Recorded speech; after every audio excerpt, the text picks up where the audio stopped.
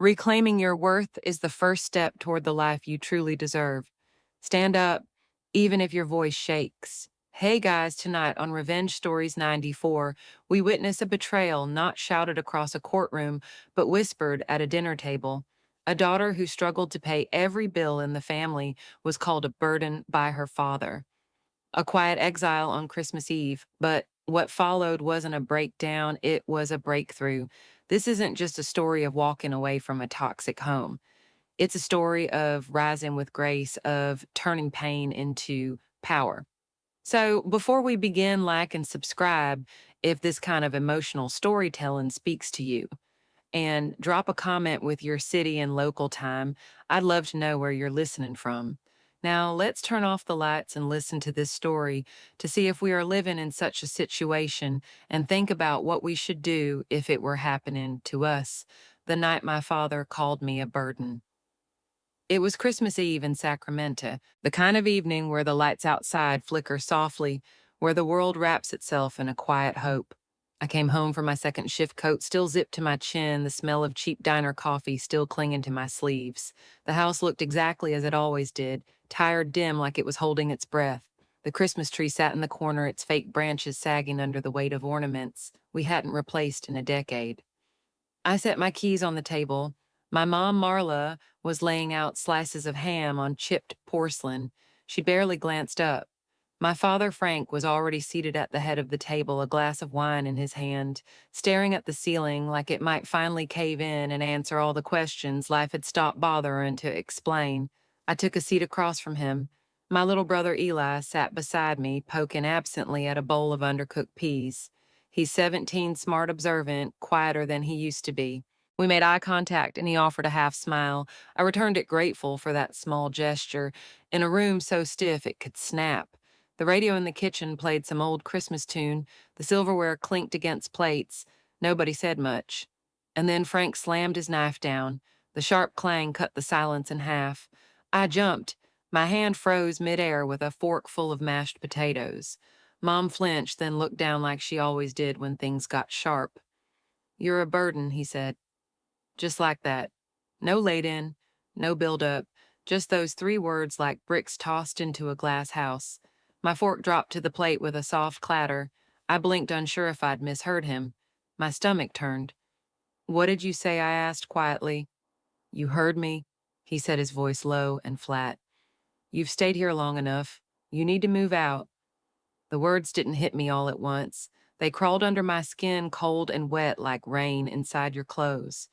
This wasn't a fight. This wasn't an argument. It was a sentence. My mom let out a brittle laugh like if she giggled enough it wouldn't be real.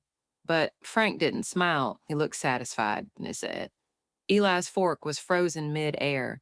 He looked at me like he was watching something sacred break. I took a slow breath. I didn't live there because I needed to. I was 33. I had a full-time job at a regional health plan agency. I could afford a one-bedroom in the city if I wanted to. I stayed because they needed me. When Dad lost his job after the factory closed and Mom started having panic attacks too severe to work full-time at the grocery store, I moved back. I told myself it was temporary. I told myself family is supposed to help each other.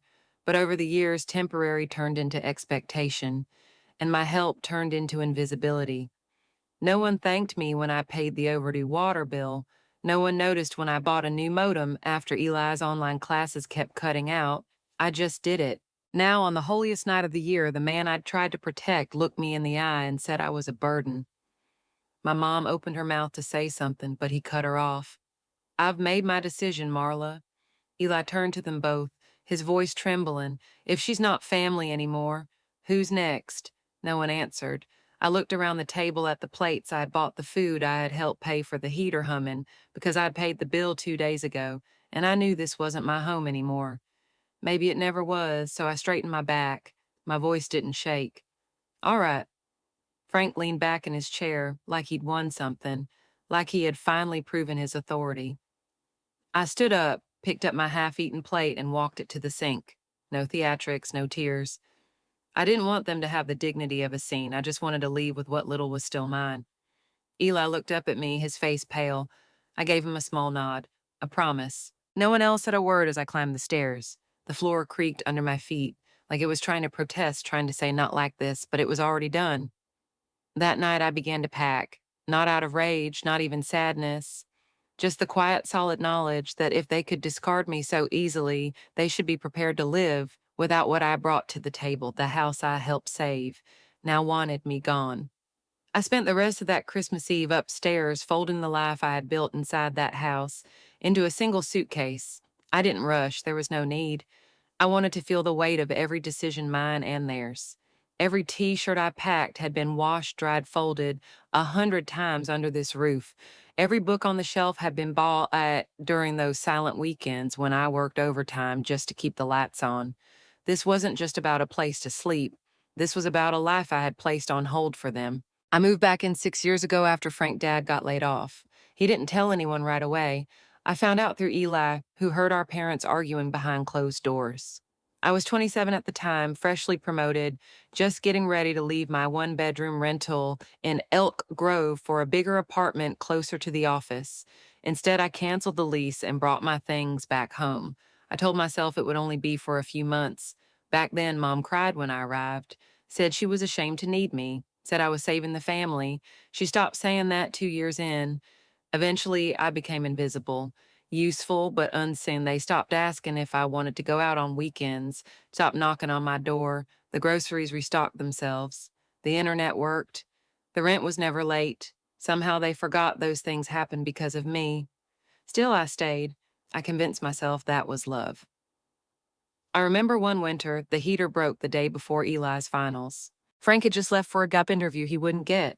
Marla was pacing the kitchen, chain-smoking and whispering, "It's always something." I took my own money I had saved for a weekend trip. I never took and paid for the repairman. He came that night. The house was warm again by morning.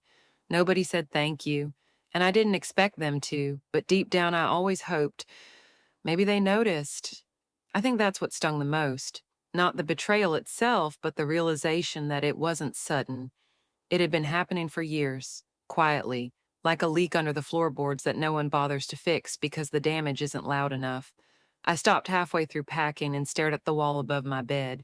There was a photo pinned there, Eli, at his 8th grade graduation, me standing behind him in the crowd holding a sign that said, "You got this." His parents had been too busy to attend. I went instead, took the whole day off. I removed the photo, slid it between the pages of an old journal, and placed it gently in my suitcase. Then I sat on the edge of the bed and looked around. The string lights I'd hung up during the pandemic were still taped to the ceiling. The bookshelf I built from a second-hand IKEA haul stood proudly against the wall, half filled with psychology books and battered novels. These things didn't belong to the house, they belonged to me. But that didn't matter. Not anymore, Ned. Downstairs I could hear the murmurs of the television, the news, or maybe one of those reality shows Mom liked to watch where families yell at each other over living room furniture. The irony wasn't lost on me. I stood, zipped the suitcase, and reached under my bed for the small lockbox I kept tucked away. Inside were printed bank statements, a few receipts, and all the account credentials they never bothered to remember. Electric, gas, water, internet, and the credit card I added Mom to when her own was maxed out. I sat down at my desk and opened my laptop. One by one, I removed my payment methods. One by one, I untied myself from the machinery that kept their lives running. When I was done, I logged out, closed the laptop, and stared at my reflection in the dark screen. I didn't look angry. I didn't look broken. I just looked free. That's what stunned me most of all. There was no rage, no vindictive thrill, just the quiet certainty that this was the only way it could have ended. Sometimes the house you return to is not the same one you grew up in. Sometimes the family you give everything for starts treating you like an employee they resent. And sometimes the most loving thing you can do for yourself is to walk away before you forget what it feels like to matter. I packed light but left them in the dark. The next morning the house was still. Not quiet in the peaceful way, but quiet like something had been emptied out, as if my choice had already begun to echo through the walls. I didn't say goodbye. I didn't leave a note. Instead, I rolled my suitcase down the stairs like it weighed nothing, though I knew it carried years of my life. The worn steps creaked beneath me. I glanced briefly at the photos lining the hallway, birthdays, holidays, cookouts, my face in each of them. smiling, holding the plates, holding others together. No one else was awake, or maybe they were pretending not to be. I walked past the living room. The light from the television flickered behind the half-closed door, shadows moving against the wall like ghosts still trying to play pretend. I paused at the front door. For a brief second I waited, for a voice, a question, a whisper of doubt. Nothing came. So I opened the door and let the December air bite at my cheeks. I didn't shiver. I welcomed it. Outside, the sky was gray with that pale California fog that always seems heavier around the holidays. I loaded my things into my car, the one I had bought secondhand with the bonus I never told them about. I slid into the driver's seat and sat for a moment, my hands resting on the steering wheel. I didn't cry. I didn't hesitate. I just drove. I stayed with Marissa, a friend from work who had always said I could crash if things got too heavy. We weren't particularly close, but when I showed up on her doorstep with dark circles under my eyes and a single bag in hand, she didn't ask questions. She just opened the door and hugged me. "Stay as long as you need," she said. Her apartment was small, just 2 bedrooms and a drafty balcony, but it felt warmer than the house I had left. Not because of the temperature, but because nobody in it made me feel invisible. That night, while Marissa cooked soup and let me choose the Netflix show, I sat at her dining table with my laptop and logged back into the utility accounts. My name was still there, still listed as the primary on everything. I removed myself from each one. No emails, no warnings, just clean final clicks, electricity, internet, water, the secondary credit card mom used for groceries and online orders. Gone. Then I sat back and exhaled. Not from pride, not from revenge, but from a strange, unexpected peace. For so long, I'd built my days around their needs. I'd swallowed my wants, my plans, my exhaustion. I'd turned myself into a machine that kept the house running quietly, seamlessly. Now, they would feel the absence. The heater wouldn't hum when the wind picked up. The lights wouldn't flicker on at the press of a switch. The Netflix account wouldn't log in. I wasn't doing it to hurt them. I was doing it because they never asked what would happen if I stopped, and now they would know. The next day, I returned to work. No one noticed that anything had changed. I smiled when appropriate. I filed reports. I answered emails. But inside, I felt different. Not proud, not defiant, just clean. That night, my phone buzzed. 5 missed calls from Mom, 2 from home, 1 message from Eli. The power's out. Dad's screaming. I'm staying in my room. I stared at it for a long time. I didn't reply. Not because I didn't love my brother, but because I had loved them all far too long without return. Another message came in shortly after. "Joanna, the TV won't turn on. The internet's down." What did you do? I didn't even feel guilt, only clarity. They had told me to leave. They didn't expect me to take the foundation with me. But I had built that house again and again, in silence, in sacrifice. Now they could try building it themselves. The first phone call and the cold realization. That night I was helping Marissa prep vegetables for dinner when my phone rang again. I let it buzz once, twice, a third time. I knew the number by heart, my mother's ending in 4072. She used to call it our family line. Now it felt like an old bell tolling from a place I no longer lived in. I wiped my hands on a dish towel, hesitated, then answered. Her voice came through thin and clipped, like she hadn't quite decided what emotion to wear. "Sabrina," she said, "what's going on?" "The power is out." The water stopped halfway through my shower. "Your father is furious. He thinks you did something." I took a breath, letting her words sit there in the air for a second. She wasn't asking if I was okay, wasn't wondering where I was sleeping. She just wanted her comforts back. "I only turned off what I was paying for," I said evenly. A silence stretched on the other end, a heavy, unsettled pause. Then she tried again, her voice slightly softer this time. "But this is your home." I pressed my lips together. "No," I said. "It's the place where Dad told me to get out. I'm just doing what he asked." That landed like a stone dropped into a still pond. She didn't argue, she didn't even sigh. There was only the faint sound of something clattering in the background. Maybe Frank had thrown another remote across the room, maybe a glass, maybe just his pride shattering for the first time in years. "Your dad thinks you're getting revenge," she said finally, her voice barely a whisper. I let out a dry laugh, one without warmth or edge. "Just tired truth." "No, Mom," I said. I'm just living my life. What bothers you is that I'm no longer living it for you. I didn't wait for a reply. I hung up. My hands were steady. My heart wasn't racing. For the first time in a very long time, I had spoken from a place that didn't require permission or approval. Marissa glanced at me from the stove. She didn't ask what the call was about. She just reached for another carrot and handed me the peeler. You okay? She asked quietly. I nodded. I think I actually am.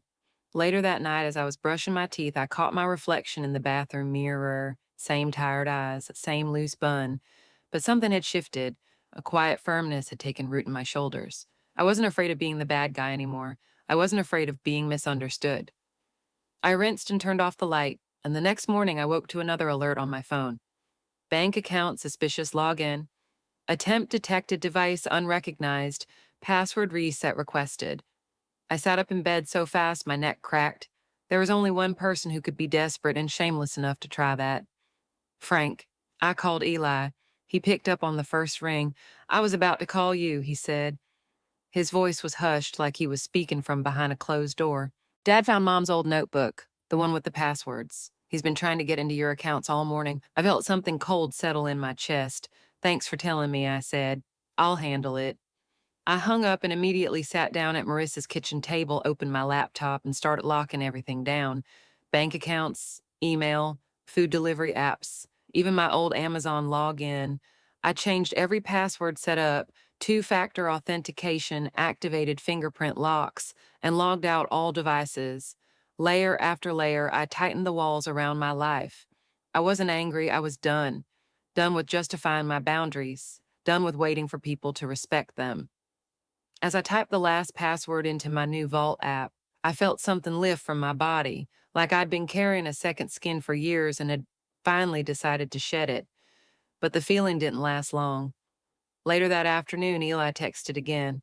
Internet's officially gone. Dad made Mom cook on the gas stove last night. Then this morning, he punched the fuse box. I stared at the screen. My thumb hovered over the reply button. But I didn't answer. There was nothing left to say. They were unraveling, not because I sabotaged them, but because I had stopped holding them together. And now they were going to learn what it felt like to live without the person they had mistaken for furniture. My brother was the only one who still saw me. Eli had always been different. Even as a kid, he noticed the things no one else did, the way I stayed up late, crunching numbers to make the rent work, the way I quietly replaced the broken kitchen faucet after Frank yelled about it for weeks but never lifted a wrench. He noticed when I bought Mom's favorite coffee even after she stopped drinking it just in case she changed her mind. He noticed when I started skipping lunch at work to cover the surprise emergencies that kept coming up, Dad's medications, the fridge breaking down, the overdue phone bill. He noticed me, even when no one else did.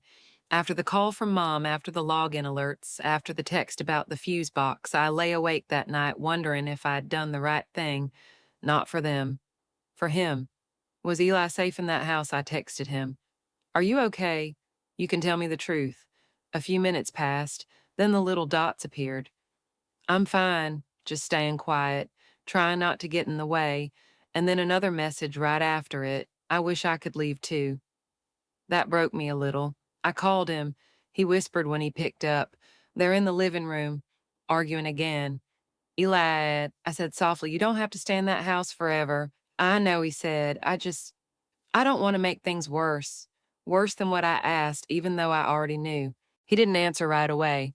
Then he said something that lodged itself deep in my chest. If they can throw you out like that, I don't know what they'll do to me. I closed my eyes, my hand tightened around the phone. Listen to me, I said. You hold on. You do what you need to do to stay safe. I'm just one call away. Anytime. You hear me, I hear you, he said quietly. I just, I don't want to be the reason you come back. My breath caught. You wouldn't be, I said. You'd be the reason I come back stronger. He didn't reply, but I could hear it in the silence, the small breath he let out. The unspoken thank you, the space between words that said more than anything else. Eli was the one thing that still tethered me to that house, the only proof that something good could come out of a broken foundation. He was what I had fought for all those years without even realizing it. When we were younger, I used to walk him to school, hold his hand across the crosswalk. Teach him how to microwave soup when Mom stayed in bed for days. I helped him build his first science fair project from scratch because Frank said it was a waste of time.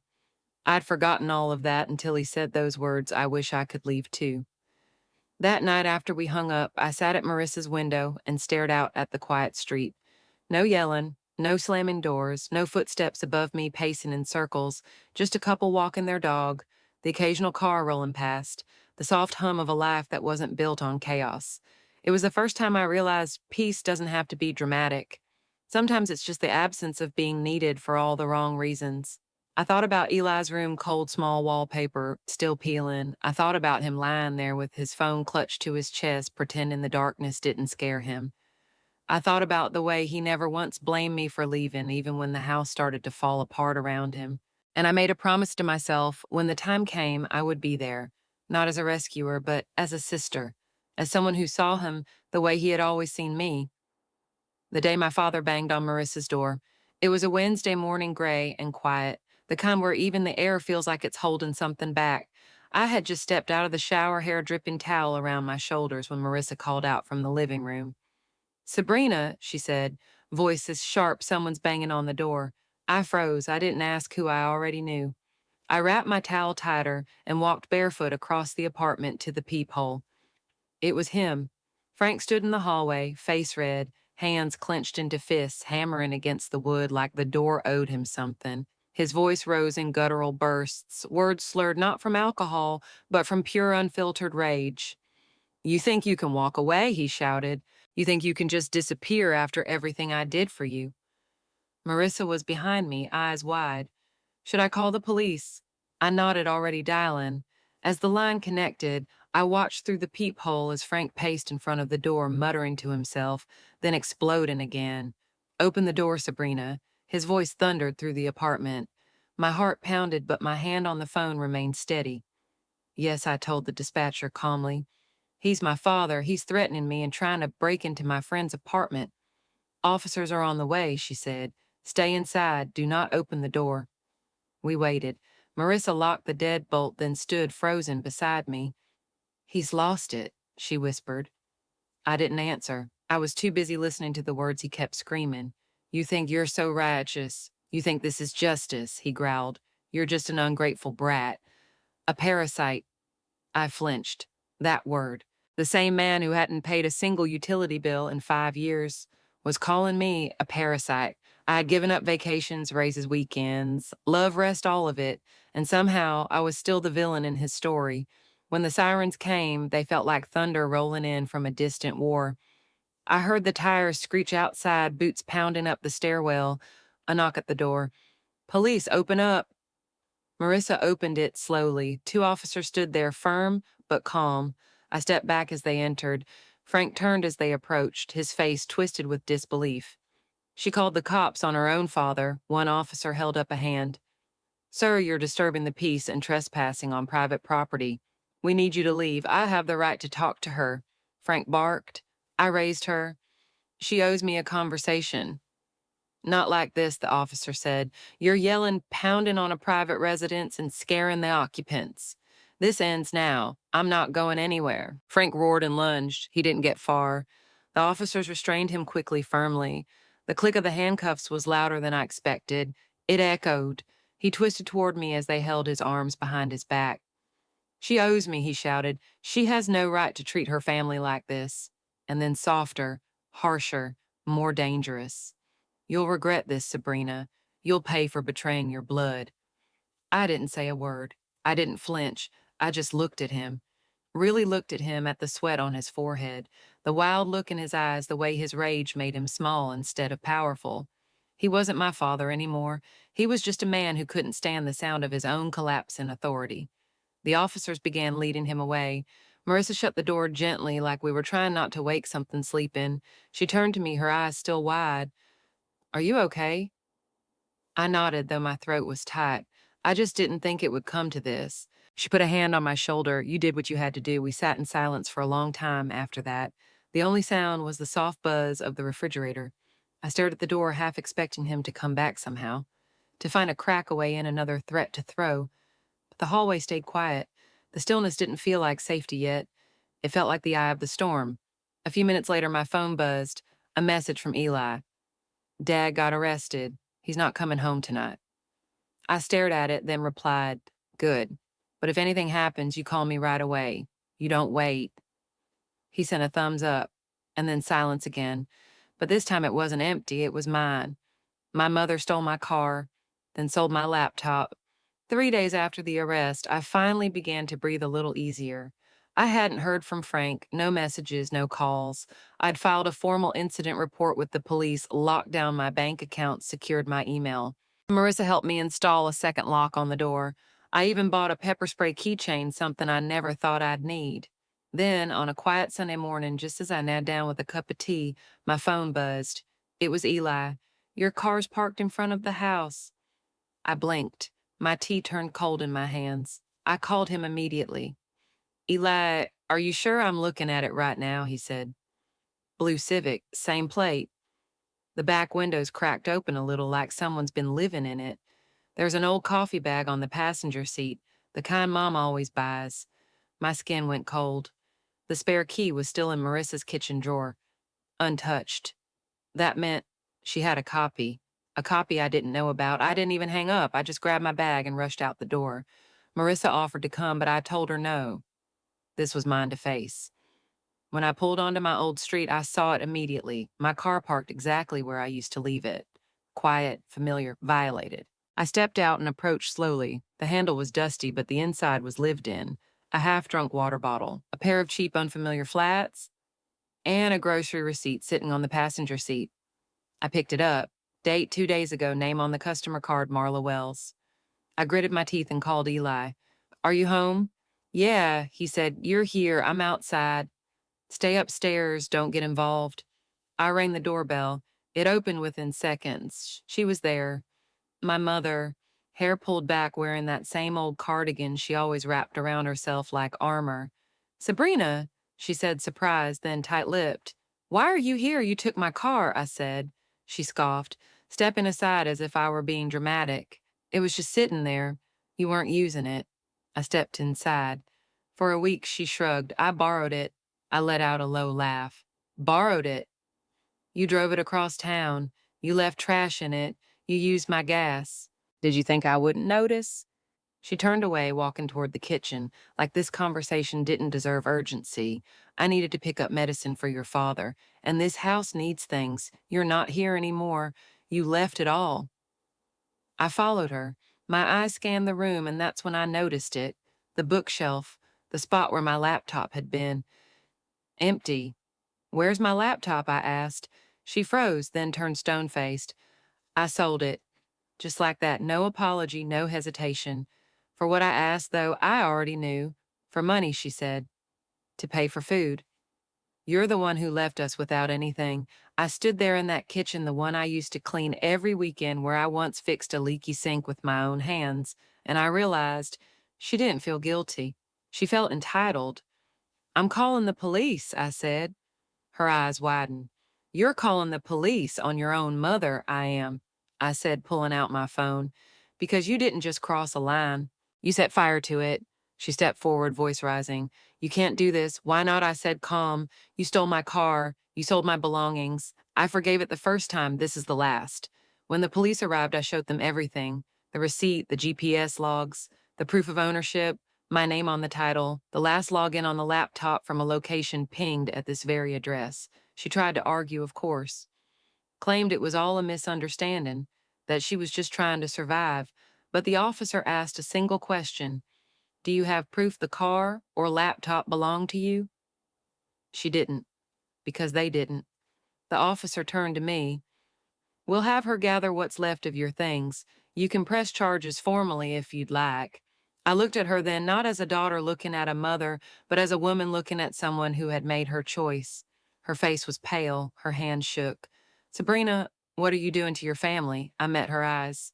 I'm doing what you should have taught me. I said, I'm protecting what's mine. Then I turned and walked out. 3 days later, a message arrived from an unknown number.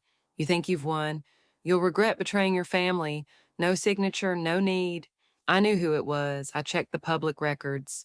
Released on bail, Frank Wells. Posted by Mark Jensen. Uncle Mark, Dad's old drinking buddy, the man who once passed out in our backyard and made the neighbors call animal control because he wasn't moving. If he was involved, this wasn't just a release, it was a threat. I called Eli. "He's out," I said. "Do you know anything?" He was quiet for a moment. Then, "Yeah, Mark came by yesterday, gave Mom an envelope. Dad's been muttering weird stuff since, like, what? Like, he's gonna make you feel what it's like to be pushed out, that you haven't suffered enough." I sat down. My fingers clenched the phone. He wasn't done, but neither was I. That night I didn't sleep, not because I was scared, because I was done being scared. I packed what little I had at Marissa's place just in case: clothes, documents, my new laptop. A photo of Eli and me when he was 9, both of us wearing matching hoodies at the Monterey Bay Aquarium. I set up alerts on my phone, double-checked the locks, and left the living room light on. At 2:17 a.m., I received another message: "You can run, but you can't hide forever." Family is forever, Sabrina.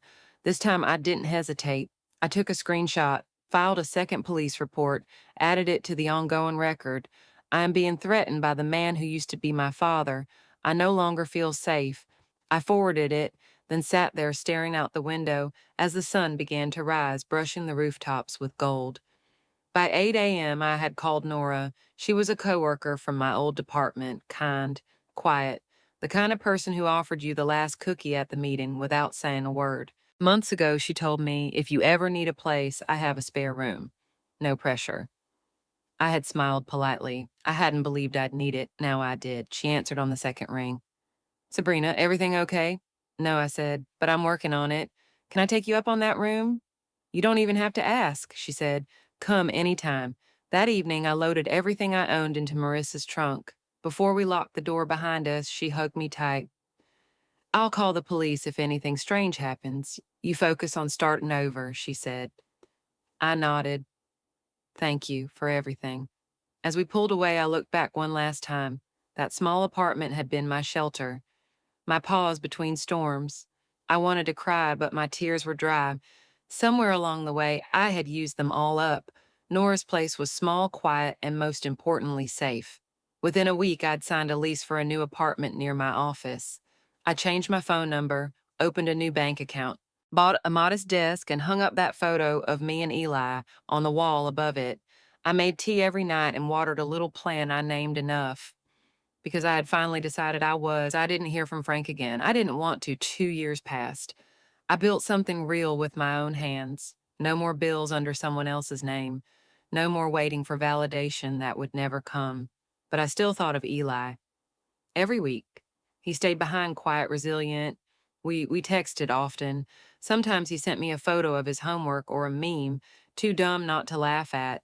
But always beneath the jokes, I heard the weariness in his voice. Then one morning on his 18th birthday, I got a text. "Sis, I'm ready." That's all it said. I drove to the old house that afternoon. I didn't even park in the driveway, just pulled up to the curb, and there he was. Eli, waiting on the porch with a black backpack slung over one shoulder and a soft smile on his face. "Not taking much," I asked, stepping out of the car. He shrugged. "The rest isn't worth bringing." We didn't look back. I helped him move into the community college dorms where I once studied. We unpacked his few things, set up his new bed, and celebrated with noodles from a hole-in-the-wall shop nearby. Sitting across from him that night, I saw it: the way his shoulders sat lighter, the way his voice didn't lower like it was always bracing for someone else's anger. "Do you think they'll try to find you?" I asked. "Definitely," he said. "But I'll do what you did. I'll cut them off. They don't get to have power over me anymore." I reached across the table and squeezed his hand. "I'm proud of you." We stayed close after that. He called often, sometimes just to share a good grade or a terrible cafeteria story. His voice got brighter each week. And Frank and Marla. They unraveled without a target. Frank couldn't keep a job. He bounced between warehouses and temp gigs, always blaming someone else. Marla worked part-time at a grocery store, but it barely covered the rent. Eventually, they were evicted. Last I heard from a cousin I barely spoke to, they were renting a one-bedroom apartment in a high-crime part of town, still yelling at the world for not doing enough for them. One autumn afternoon, Eli and I sat by the river. The breeze tugged at our sleeves. He leaned back on his elbows and looked at me. You know what I'm grateful for, he said. That you showed me there's a way out, that you didn't wait for anyone to save you. I smiled and looked out at the water. It glimmered gold in the fading sun. I used to think leaving made me a traitor, I said, but now I know sometimes the bravest thing you can do is stop trying to fix people who never wanted to be whole. We sat there a while longer. No need to fill the silence. It wasn't heavy anymore. It was honest, and it belonged to us. In the silence they left behind, I didn't just rebuild, I rose. You don't owe your silence to people who only notice your absence when their comfort disappears. That was Sabrina's story, a woman who gave everything time, money, love, and was still told she didn't belong. But in walking away, she didn't just reclaim her life, she showed her little brother a map out of a life built on emotional debt. Here at Revenge Stories, we believe every quiet act of self-worth is a form of rebellion against those who mistook your kindness for currency. Sabrina's story is more than just drama, it's a lesson for all of us. You don't need to be loud to be powerful. You just need to stop apologizing for existing. If this story moved you, please leave a comment. Have you ever been called a burden when all you did was hold the roof up? And don't forget to hit subscribe. Your support brings us closer to our first 1,000 subscribers, and it deeply motivates me to create more stories that truly matter. This isn't just storytelling, it's survival and healing. Thank you for watching.